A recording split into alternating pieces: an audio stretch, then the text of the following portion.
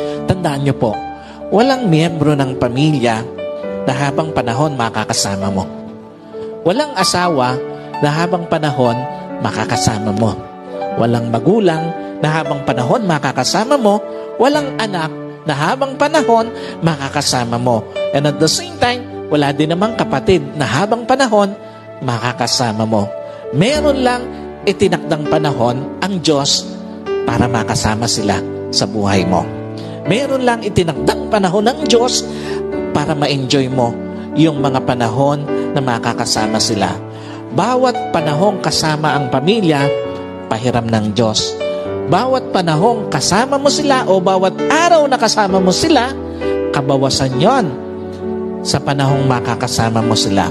At bawat sandali na lilipas, palapit ng palapit yon sa pagtatapos ng pahiram na panahon sa iyo ng Diyos.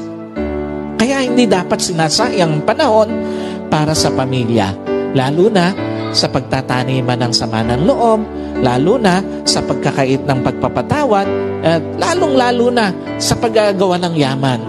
Napakawalang kwenta ng mga bagay na minsan hinahayaan natin na sayangin yung panahon na dapat kasama natin ang pamilya natin.